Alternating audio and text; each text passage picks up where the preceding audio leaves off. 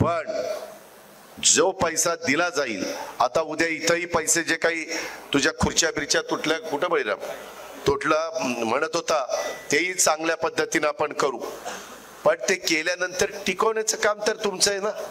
कमी येऊन बघू, तुटली कर खुर्ची, मी करून देईल ना, पण तुमचं तुम्ही स्वच्छ ठेवलं पाहिजे.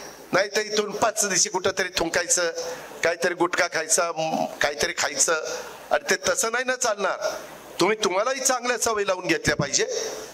कुठं बाहेर गेलं की काहीतरी मी तर मला शाल घातली ना, त्या ह्याच्या शाली असतात ना आमच्या पंढरपूरला टाकतात तशा जरीच्या, त्याच्यातला कागद तसाच, हार आणला ना ते पिशवी असते तिथेच मी पहिली ती पिशवी उचलतो. मी आता उचलायला सुरुवात केल्यावरती लाजगाजत, नाही दादा राहू द्या, दादा राहू द्या. मग तुला मी उचलेपर्यंत कळलं नाही का तुझी अक्कल कुठं घाण टाकली होती. नका ना आणू, शाली आणू नका, टोप्या घालू नका, मला त्याच्यामध्ये हार घालू नका, येऊन नुसता नमस्कार करा, तो मला प्रेमाचा वाटेल.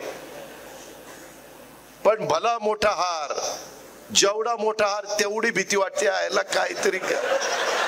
काहीतरी याने कुठं तरी मारली, काय मारली ती बघा तुम्ही, आणि त्याच्यामुळं ते हाराचा बोजा आहे आता आपल्या मानगुटावर. सुरती चिन्ह काही देऊ नका. कर्म धर्म संयोगाने, आई बापाच्या कृपेने, चुलत्याच्या कृपेने बरंच चांगलं चाललंय आमचं.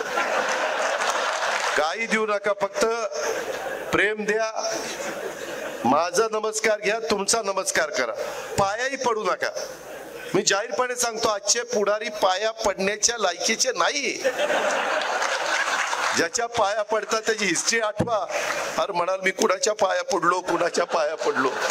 आई बापाच्या पाया पडा ना, गुरूंच्या पाया पडा. तुम्हाला जो गुरु म्हणून शिकवतो त्याच्या पाया पडा ना. पूर्वी यशवंतराव चव्हाण, वसंतराव नाईक मोठी माणसं होती, आबाळ एवढी मोठी माणसं होती, त्यांच्या पुढे नतमस्तक होऊ ना.